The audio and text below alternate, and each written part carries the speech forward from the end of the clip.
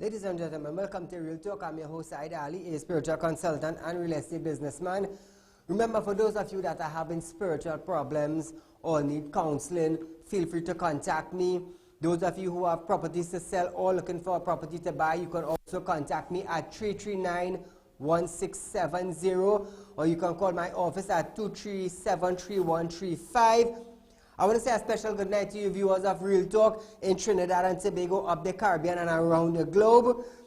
Those of you that are on our page, Real Talk with Saieed Ali, like and share as we go live so others may know about it. Tell your friends, tell your family about Real Talk. Those of you on YouTube, subscribe, hit the bell, and you will know when we go live. Now viewers, I want to give you this minute to call your friends, your families, local, regional, send them a WhatsApp message. You know, you like to go on Facebook Messenger, send them a message, tell them Saieed is going live with Real Talk on Synergy TV. Now viewers, I will be back with you right after this break.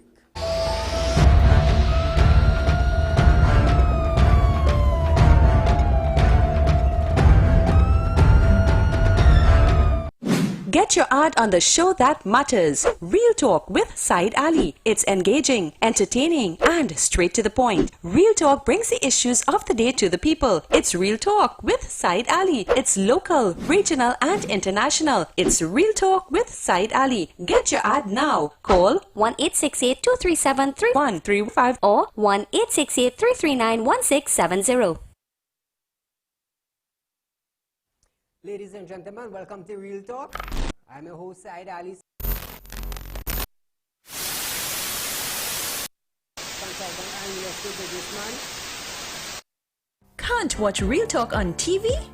Have no fear. You can also watch Real Talk on the go live on YouTube and Facebook at Real Talk with Saieed Ali on YouTube.com and TT Real Talk on Facebook.com. Don't forget to like us and share us on Facebook and subscribe to our YouTube channel and click the notification bell.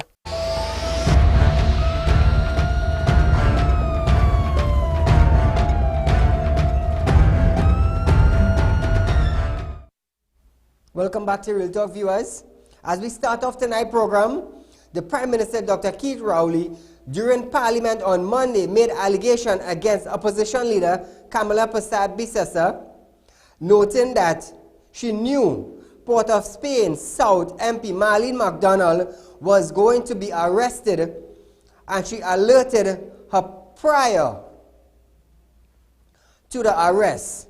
The Prime Minister also blamed the opposition leader and Oropouche East MP Rodney Charles for taking silk.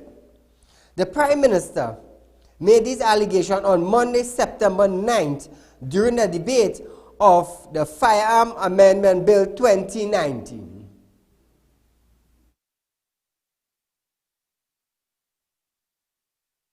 I didn't know Marlene McDonald was going to get arrested, but 1 month before she was arrested, the leader of the opposition could have called her to her office and tell her she was going to be arrested. Whoa. So confident was she in the information she had, that as opposition leader, she called my colleague to alert her, to tell her that she was to be arrested. And that's not the first time,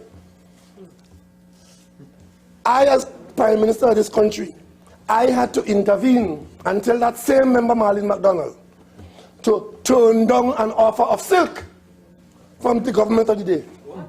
Yeah. Yes, she and the member for Oropouche was going to take silk. What? Yes, yes, Oropouche, yes, they were taking silk.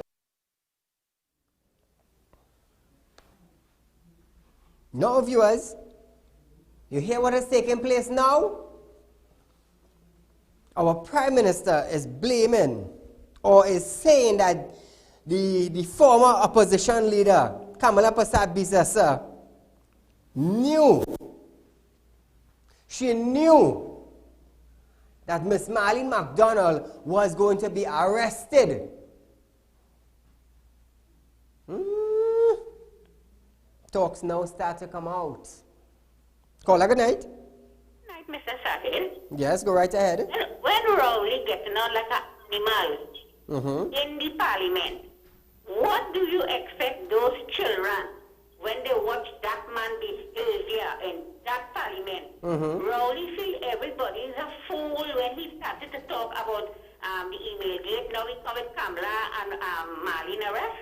Rowley feel he feel all these Trinidadian is a fool. That is why all these African and them only robbing and thieving and killing all about. Thank you, my friend. Now, how will the opposition know that? It's just a question I'm asking. How would she know that? Because sometimes when police go on raid, nobody knows.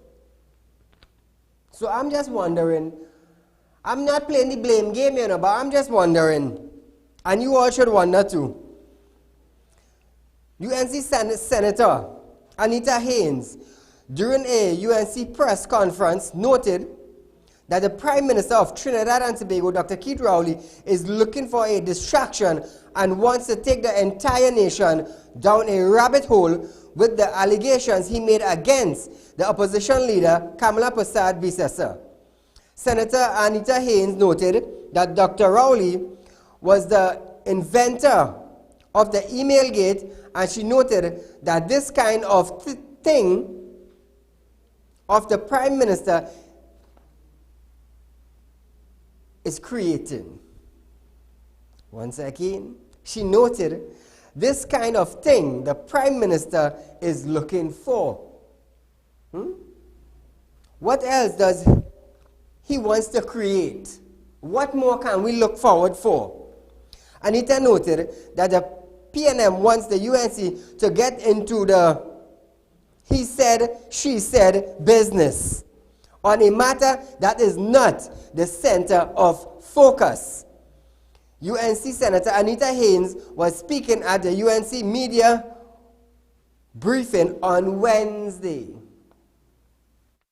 Now you see the Prime Minister, and again, and we cannot stress this enough, looking all over for a distraction and trying to take the entire nation down a rabbit hole with him to say that the political leader tipped off Miss McDonald. Come on. This is the inventor of Emailgate, you know. And that is the kind of thing I am sure they're hoping for. They want us, as an opposition, to get into a back and forth and a he said, she said, on a matter that is not the central focus of this. The central focus is that a minister of government has been arrested on charges that are serious, on charges that are so serious, we are looking at a minister of government who has been fired and rehired and then fired again. And you want to make this about what Mrs. Kamala Prasad Bisasa told her in the tea room? We can't accept that. That could never be good governance. Welcome back, viewers. Caller, good night. Good night, Mr. Hello? Good night. Go right ahead, you're live on Real Talk. Yeah, well, so you're going. You're doing a very good job. Thank you. What I just want to share a little bit of things with you. You know now with people having their prayers, putting a little murti, temple and thing, right? The people sit down on the van, transporting the murti, worshipping the murti to and from and thing. Police stop, charge everybody. When they have Christmas and man drinking rum and they behind a van sharing toys, right? Police are charging them. When election time pass and hundred of people they in back a van and they're telling you come to vote, nobody are charging nobody. Exactly. So I just sharing it a little bit with you to see how unfair it is, Mr. Real Talk. I understand what you're saying, and that is quite right. If you have to charge, as long as you catch them behind the van, charge them. And that is quite right, viewers, because 5:30 this morning, I was going up in the Mayaro stretch, and I saw these, same thing he was talking about, these Hindus with their murti on the van going up to Mayaro or Manzalena. I was caught up in the traffic, and it is right what he is saying. Now, if you have all these individuals sitting at the back of a van, come election, you want to charge. Come Christmas, you want to charge. They say you have to get a permit. Well, what goes for the poor goes for the rich, and what goes for the rich goes for the poor. So I am wondering how come no one haven't been charged as yet. How come? Caller, good night. Yeah, good night, Mr. Ali. Go right ahead. Mr. Ali, these people lying so much. They're lying so much in the public. Here we're going on, man. They put out an advertisement on the North Central Regional Health Authority employing people with so much and so much of jobs on Facebook, all kind of things. Yes, I saw About 10,000 people put in application in Mount Hope Medical Complex. And you know what we found out? Those jobs are fake. It's not true. They're not employing people unless maybe they have a few people or their own friends and family who they have in spot already to get certain things. Those jobs are fake. People don't have money. They're done unemployed. They don't have money. And you have to photocopy this and photocopy that and run here for recommendation and run here. And it's 10,000 application Mount Hope read so far to know those jobs are fake is not true.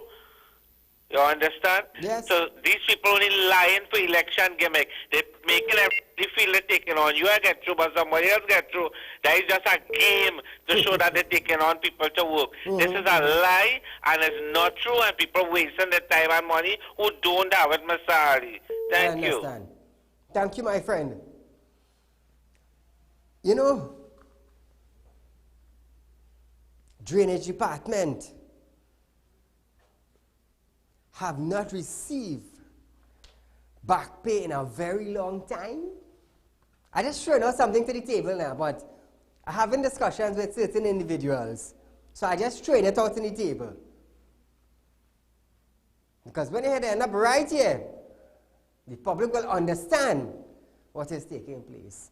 You will understand why I'm going against they take up $500,000 US to give away. Have a little patience. There's something I throw out on the table for you. So you go know. Call a good night. Good night, Mr. Ali. Go right ahead. I want to congratulate Anita Haynes for putting the thing in the right perspective. Yes, yes. Dr. Rowley and them only looking at slight thing and make all kind of couture for people, for the fans and friends to run with that. But the fun of the thing is, the lady, which Dr. Rowley said in his own words, that he knows she's accused of certain things, but it takes so long, so he's still an installer in her job. Only to fire her, to install her again and fire her. He is the man who has fallen down on the job. You know somebody is involved in things, and you still go on and hide it. So I am saying, thank you, Anita. You're on the right track. Keep the flame growing where it's supposed to go. Something else will come in my mind, but just jump out. But I'm glad to and thank you, Mr. Ali, for giving us a platform to speak out. Thank you, my friend. Thank you, caller. This is why listen, I have created this because when I sat and I look back, I said, but wait now. The citizens have no platform to actually call and vent their problems, no platform to call and say they have no water, no platform to call and say, well, hey, the road we're fixing and the MPs and the councillors not taking us on. They don't have a platform for when murder takes place in the area for we to understand what is taking place in the area, what caused the murder and why it happened. So that's why I decided to launch Real Talk. And I must say thanks to the viewers, local and regional, for making us the #1 talk show in Trinidad and Tobago. And I know very soon, we're going to be #1 all around. Viewers, we are going for a short commercial break. We have a guest in studio. So I will see you right after this break.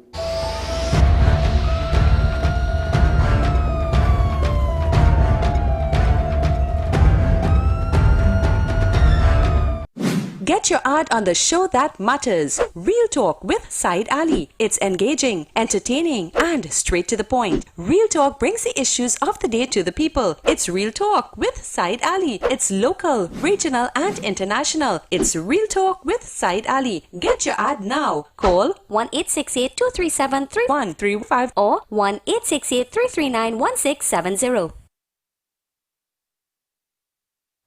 Ladies and gentlemen, welcome to Real Talk. I'm your host, Saieed Ali. Consultant and real estate businessman. Can't watch Real Talk on TV? Have no fear. You can also watch Real Talk on the go live on YouTube and Facebook at Real Talk with Saieed Ali on YouTube.com. and TT Real Talk on Facebook.com. Don't forget to like us and share us on Facebook. And subscribe to our YouTube channel and click the notification bell.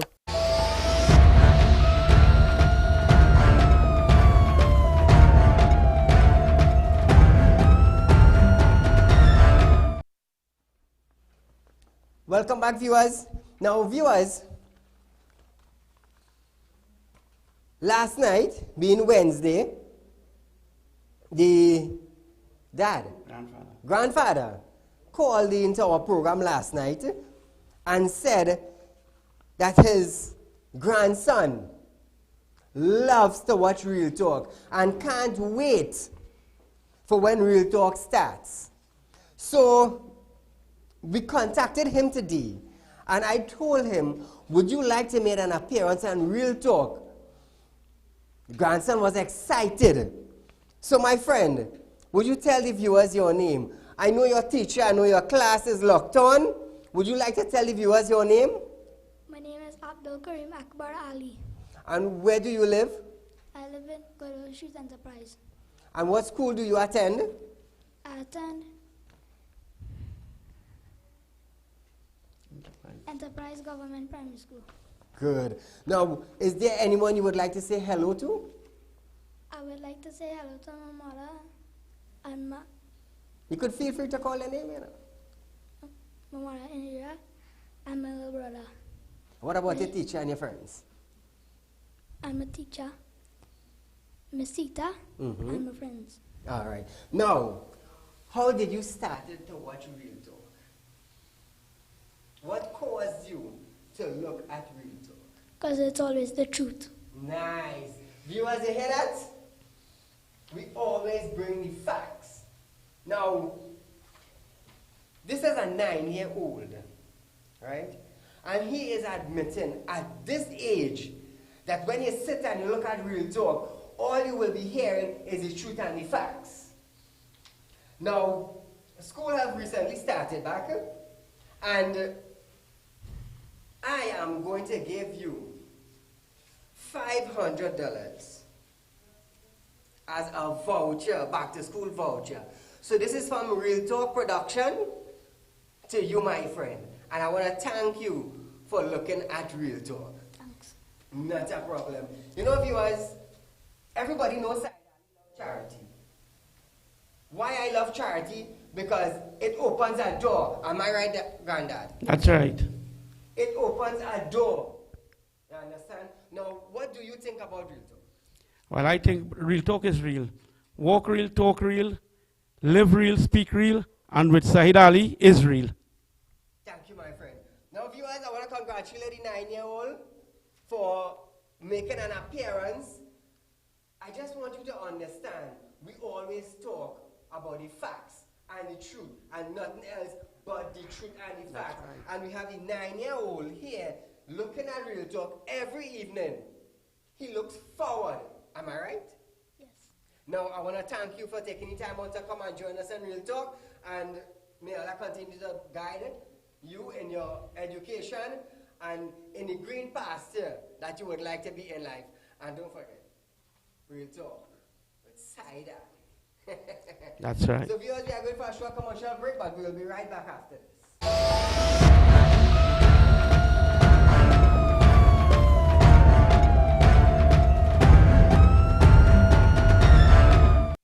Get your ad on the show that matters. Real Talk with Saieed Ali. It's engaging, entertaining, and straight to the point. Real Talk brings the issues of the day to the people. It's Real Talk with Saieed Ali. It's local, regional, and international. It's Real Talk with Saieed Ali. Get your ad now. Call 1-868-237-3135 or 1-868-339-1670.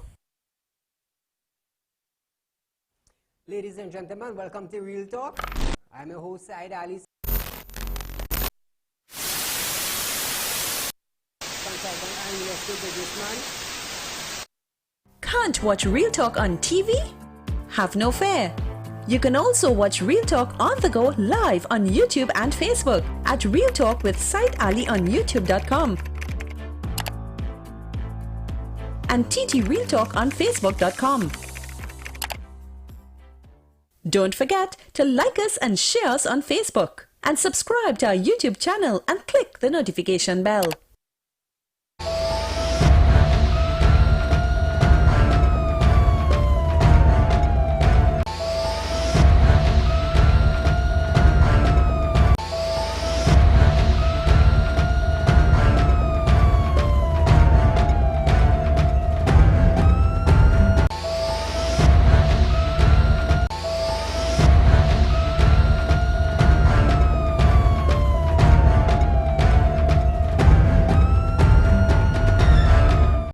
Get your ad on the show that matters. Real Talk with Saieed Ali. It's engaging, entertaining, and straight to the point. Real Talk brings the issues of the day to the people. It's Real Talk with Saieed Ali. It's local, regional, and international. It's Real Talk with Saieed Ali. Get your ad now. Call 1-868-237-3135 or 1-868-339-1670. Ladies and gentlemen, welcome to Real Talk. I'm your host, Saieed Ali. Consultant and investor businessman. Can't watch Real Talk on TV? Have no fear. You can also watch Real Talk on the go live on YouTube and Facebook at Real Talk with Saieed Ali on YouTube.com.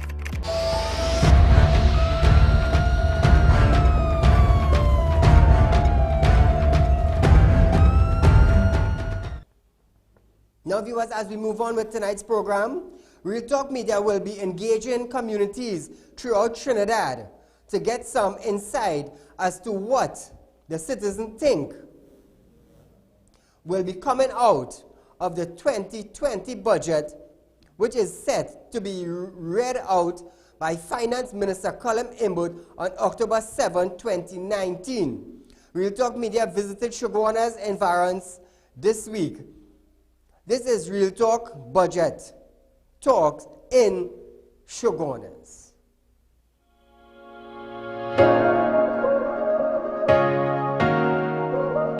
What do you think would come out of the 2020 budget review?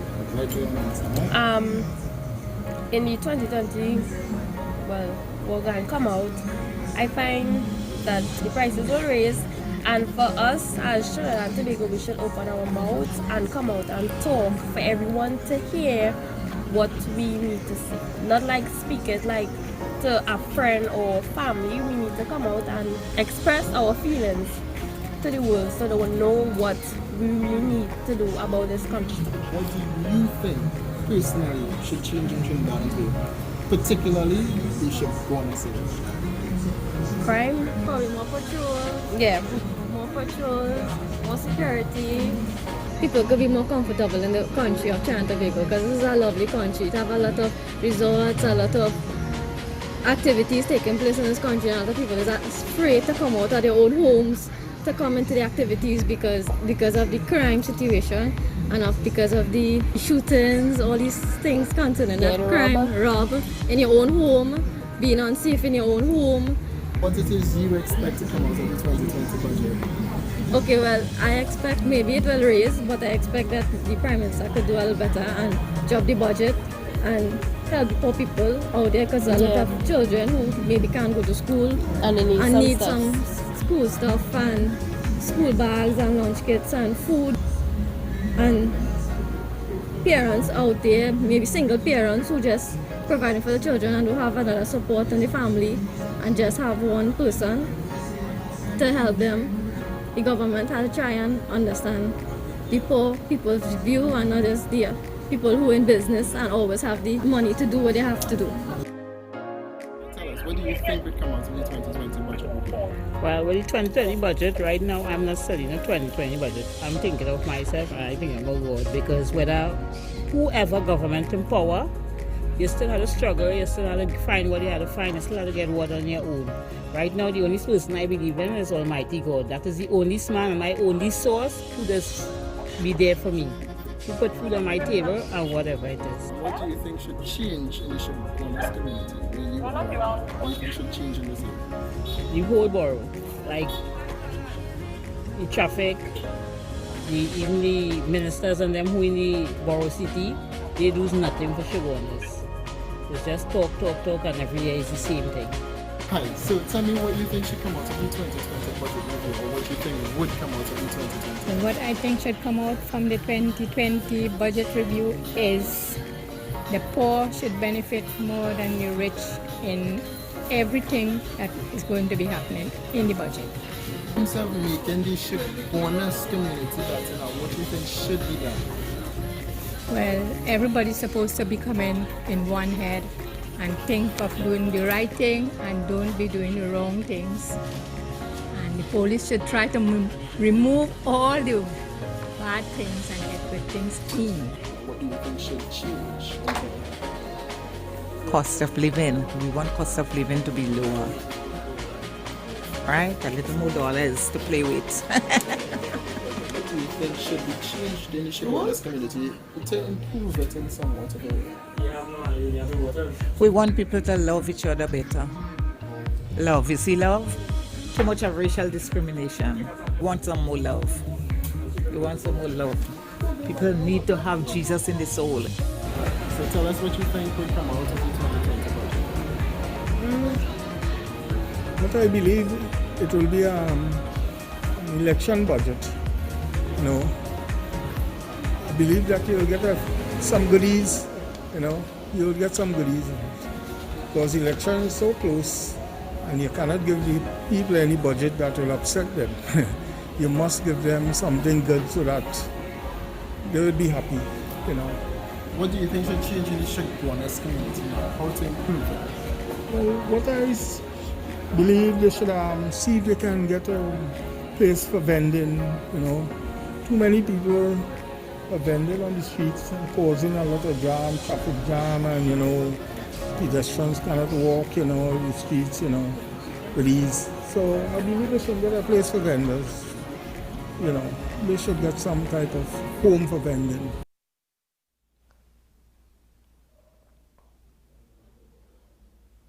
Now, viewers, that is the voice of the citizen of Trinidad and Tobago.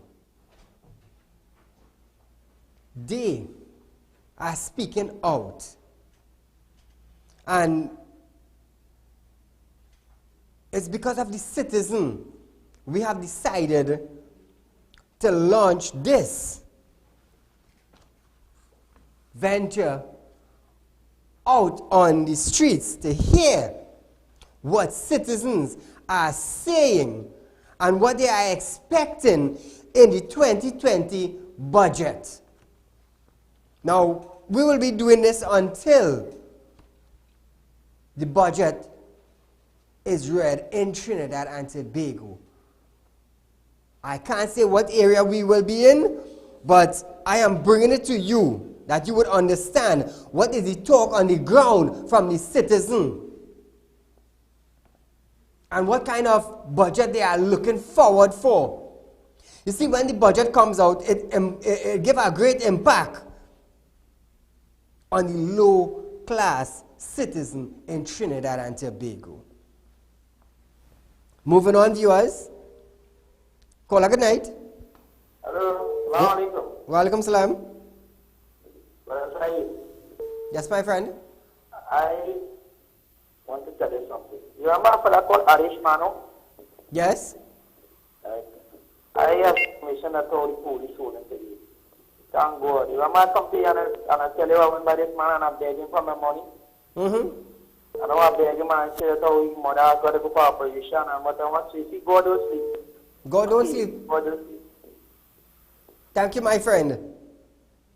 Now, but I have something coming for him. A client came to me with him. I won't bust the ass yet. Not just yet. Moving on, viewers. The Attorney General, Saieed Ali, at Senate on Wednesday noted that during the period of September 2015 and April 30th, 2019, the Ministry of the Attorney General has spent $237,539,793.66. The Attorney General, Saieed Ali, noted that this expenditure represent a total of 3 ministries put together, which consists of the Ministry of Attorney General, the Ministry of Legal Affairs, and the aspects of the Ministry of Justice. The legal fees spent by the Ministry of the Attorney General in the period September 2015 to April 30th, 2019 represents an expenditure of 3 ministries effectively put together: the Ministry of the Attorney General, the Ministry of Legal Affairs, and the aspects of the Ministry of Justice, which were absorbed in September 2015. In that period, the cost of fees expended in the manner asked by the Honorable Senator is $237,539,793.66.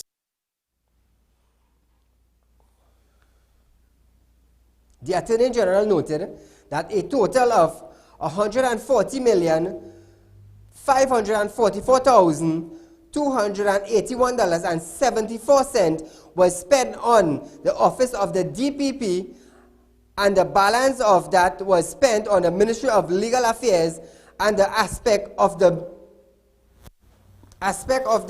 Ministry of Justice.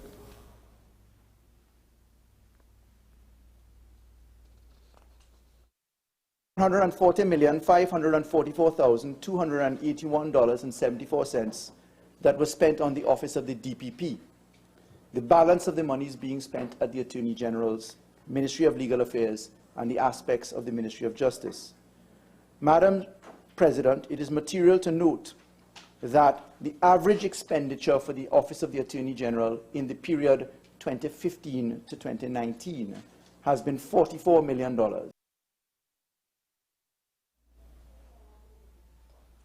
Now, viewers, that was the money spent in different departments according to the minister. I do apologize. According to the Attorney General of Trinidad and Tobago. Caller, good night. Yeah, hello, Sally. Go right ahead. Yeah, no, I just want to find out something. If Rowdy is my leader, okay, and Kamala come and tell me something like that, it's obvious I will go and say, boss, you know, Kamala tell me that all the police are coming to lock up. But what I really wonder, when they was interrogating the police and them, I wonder if she mentioned anything to them that Kamala tells she all the way to come to hold her. That is what I would like to find. Thank you very much. Thank you, my friend. That is a serious question. Moving on, viewers. The Republic of Trinidad and Tobago could be forced to make a termination payment of up to an estimated $43 million to the Chinese Gazuba Group International Engineering Company Limited for the cancellation of its billion-dollar contract to construct HDC homes throughout Trinidad. The opposition is calling for a police investigation into the cancellation of the HDC contract, saying, and I quote, "This requires a criminal forensic investigation," end quote. Now listen, opposition Oropuch East MP Dr. Rudal Munilal questioned what due diligence was used by the HEC board and the government before signing a multi-million-dollar contract with the Gazuba Group International Engineering Company Limited. How fascinating. Dr. Rudal Munilal spoke via a UNC press conference on Wednesday, September 11th, 2019. This requires a criminal forensic investigation. I think the Commissioner of Police should have an interview with the Prime Minister, as well as all of these officials, including Newman George, the chairman of that board of directors and the managing director of that company, Brent Lyons. The question is, ladies and gentlemen, what due diligence was conducted by this company before they enter into this contract? Imagine, no VAT, no corporation tax. These fellows want 10% mobilization fee within 10 days of signing. The $500 million must be guaranteed within 28 days of them signing, where they could get a 500 with only living one.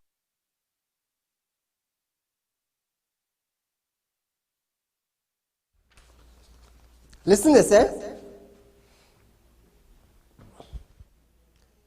Remember, our Prime Minister says that we do not have money in Trinidad and Tobago. So with the breach of contract now, Trinidad and Tobago may be in a lawsuit to pay out 43 million US for breaching a contract between Trinidad and Gazuba Engineering. So just imagine that. Huh? Think about it. What kind of process did they really use to sign this billion-dollar contract before it was cancelled? Call good night. Hello, good night, Saeed. Go right ahead. I would put square the thing there. And you know what I hear people saying? That contract, what they signed, they know they're going to get kicked out of office soon. So after they have to pay this $48 million back for the contract, all of these fellas will get cut, and the company going to get back some money too. And what we feel, people stupid. People are stupid. He's trying to bring in Kamala in this thing now. From the beginning, he should have come out with that. Thank you. Thank you, my friend. No, but this is real madness, you know. This is real madness, you know. Imagine after this billion-dollar contract already signed, and the Chinese ready to build, we have the government of Trinidad and Tobago now pulling back this contract, which will cause a breach of contract, which will cause millions of US dollars to pay out to this Chinese company. Are we going down the drain or are we heading up the ladder? You tell me. Are we going down the drain, spending money careless, or are we going up the ladder to better Trinidad and Tobago? 43 million US dollars because of a breach of contract. So you gotta tell me, all these big ministers, housing involved in this thing, right? Everybody signed the contract. Why did they actually pull back the contract? Can the Minister of Housing come out and say why did they actually pull back the contract? Because let me tell you something, it's going to cost Trinidad and Tobago almost 43 million US dollars. Multiply that 43 million US by 6.30 and see where you're getting. And then our Prime Minister will come up on a platform now and say we have no money. You think about it. Think about how much road, how much bridges, how much potholes could have fixed with that money. Call her good night. Mr. Saeed, pleasant good night. Same to you. Saeed, what about our schools that cannot finish? They say there's no money. You see? These children have no schools to go to. What it is Rowley and them doing is only a set of corruption. Somebody getting kickback. When they come and cancel that, they know how much money they had to pay in whatever they call it. I'm so pissed that I can't sign the words because these people overdoing it with us in this country. People getting their back pay. People getting laid off from their jobs. And you know, everybody just sitting down and swallowing this pill. Exactly. They make a set of hullabaloo with the Venice and them. Right? The night. All of them leave their house. You know, they are leaving the house to go in town and ask Rowley what it is really going on. Eh? Good Lord, man. Thank you. Thank you, my friend.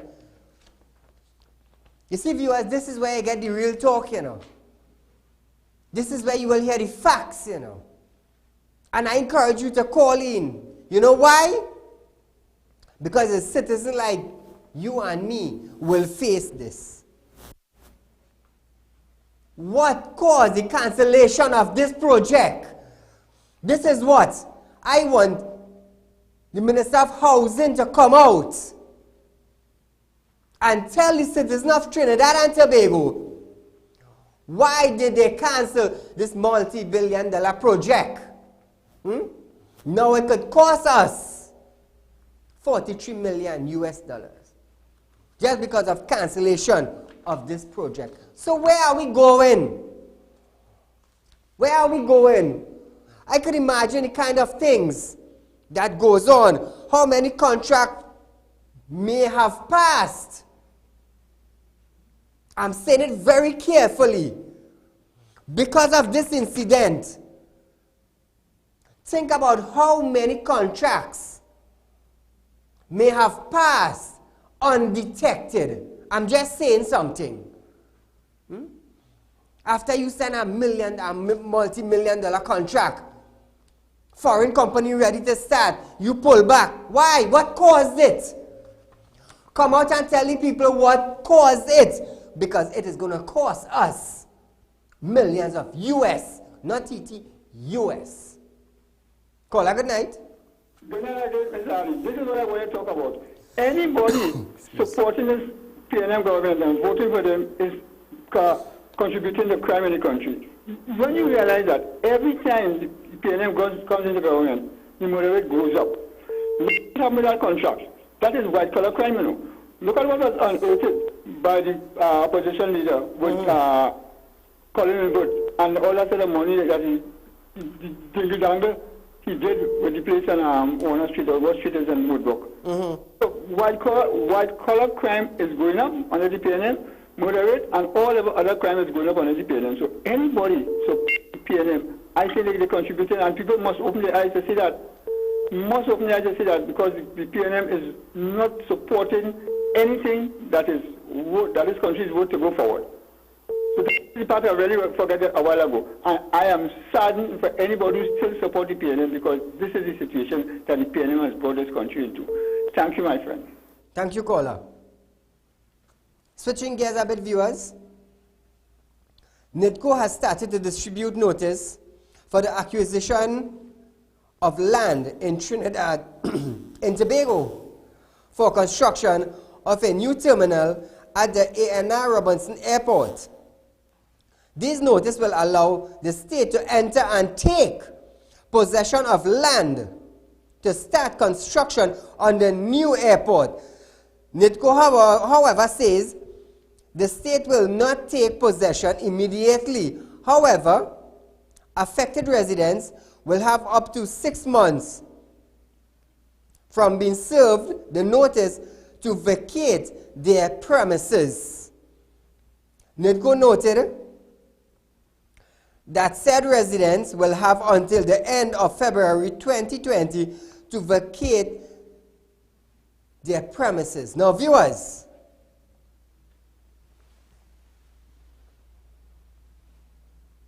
some of them might vex.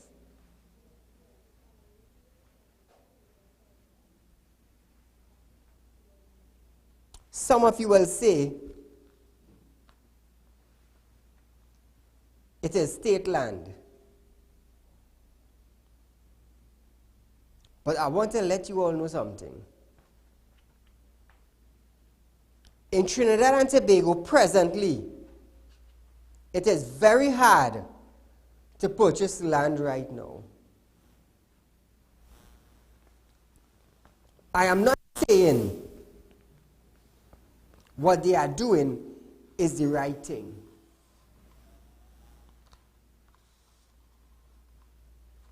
But listen this, and now you tell me if this makes sense. I am not saying that they are living on state land and to bulldoze them out of it is the correct thing, neither the wrong thing. Right? Now, I could be in a situation today where I am paying a loan for a piece of land that I bought. I could lose my job and I may not be able to make payments on that said piece of land. The bank steps in, sees my possession of land, so now I have nowhere to go. Where do I go? Think about it. I'm bringing reality to you. Think about it. I'm not saying it's the correct thing to do, you know. But think about it. Now, NITCO has started to distribute notice for the acquisition of land in Tobago for construction of a new terminal at the ANR Robinson Airport. These notices will allow the state to enter and take possession of land to start construction of the new airport. NITCO, however, says that the state will not take possession immediately. However, affected residents will have up to 6 months from being served the notice to vacate their premises. Listen to this. You're coming to take the people land. We have housing. We have thousands of houses to give out. We have houses put down doing nothing. They are being used as political gimmick. I'm not afraid to say it. Because let me tell you something. How often do we hear houses given out? HDC have thousands of applications. And I want to ask a question to the housing minister. How do we qualify? Because if a police collecting $7,000 a month and they cannot qualify for a house, well then, is it house for the less fortunate? If a nurse cannot qualify for a house, who qualifying? If the police cannot qualify for a house, who qualifying? Am I wrong when I heard them saying house or houses for the low income persons? So if a permanent police officer who, let's say, collecting $7,000 to $10,000 a month cannot get a house or cannot qualify for a house, who's qualifying? So now listen to this. They're coming to take the house or take the property around the airport in Tobago, and if in 6 months' time you don't find a place to stay, we're coming to bulldoze you now. We have thousands of houses to give out. And what are we doing? What are we doing? You give them 6 months to leave. If they do not leave in 6 months, if they do not find a place in 6 months, where are they going? You tell me, where are they going? You're pushing them out to extend the airport while we have thousands of houses doing nothing, waiting for an earthquake to pass and crack it up. If I am wrong, you tell me. Call a good night. Hello? You tell me the easiest thing you could have done to gain points politically. I tell you, I always have a plan for you, you know. I always have a plan, you know. All you had to do, you check how much people living in the airport around that area that you're going to develop. go to them and you're relocating them to a house. And you score political mileage. Is that not a solution? When you kick out these individuals now, where them going? They don't have a home anymore. Think about that. All they building low cost or all they building homes for the low class income. But yet a policeman can qualify for a house. A fireman can qualify for a house. A nurse cannot qualify for a house. So what it is about really? Who are they building the houses for? Yes, we understand that thousands of people qualified. But what kind? Caller, good night. Yeah, good night, Saeed. Go right ahead. Yeah, the people in Tobago look like they're poor people, right? So that way you see they don't want to fix them. But if it was a rich man, they don't pay he off long time. And put in place. Yes. And all the HGC houses they have in Trinidad and Tobago, they look like the ministers they want to take that and rent it out to make money for themselves.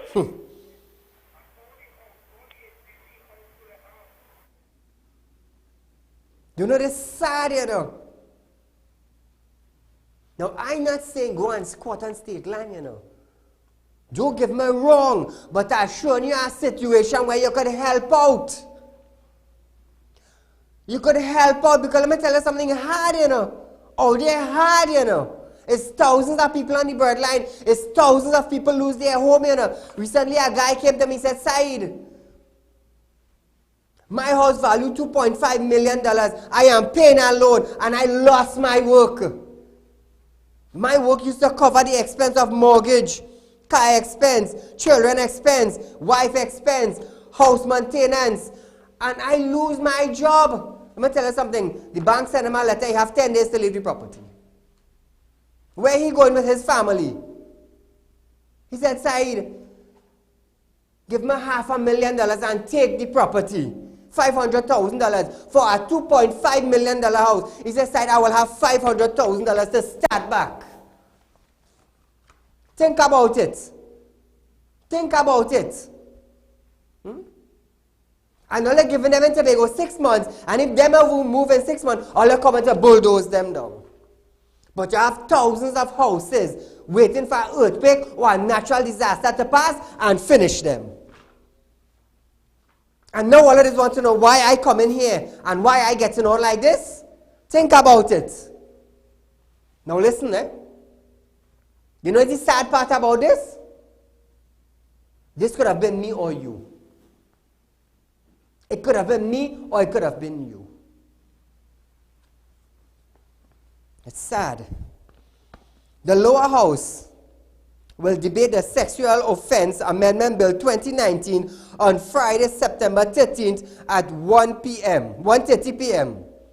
This bill was passed unanimously by the Senate on June 6, 2019. Attorney General has expressed concern after it has revealed that no name have been put on a sexual offenders registry despite the existence of a legal right to do so for 19 years. Now viewers, come back to me, guys. Remember when I was pushing for the child sex offender registry up and running? Remember when I was pushing for that? And I also pushed so that the individual and their information will go public. This was one of the legislation that I was pushing for. And from June to now, not one single individual have been put on that list. None. None. This was one of the legislations of the 5 I was talking about. I pushed and I got it passed. Now, rape is a serious thing, you know. Child sex offender is a serious thing, you know. I don't play with them thing, you know. And this was one of the bill and legislation that I put. But from June to now, no one have been placed on that list. And that, let me tell you something. I will keep you updated on this on Friday Friday is Fire Friday, and I will keep you updated on this because the Attorney General wants to know why no one have been placed on that list. And I want to know why. Because this is something I have pushed for.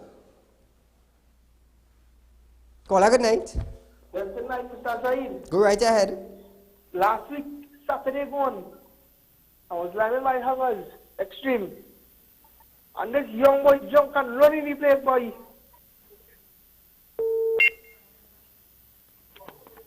Hello? Yes, go right ahead. Yes, the young boy run in the place in Hummers, boy. Run into the place. In Hummers, yeah. As a bandit? No, he's running with the van and driving the place. Wow. Thank you, caller.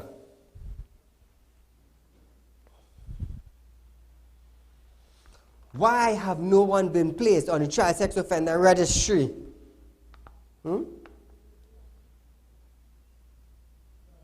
Why? Viewers, we are out of time for tonight. But do join me Fire Friday from 7 to 8 p.m. right here on Synergy TV. Very soon, we will be worldwide. I love that, you know.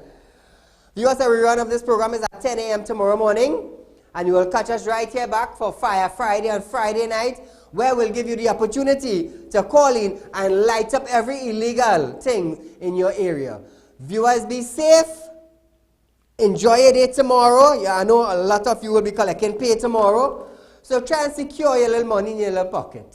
And if the pocket's shallow, make sure your shirt pocket deep. Good night, viewers.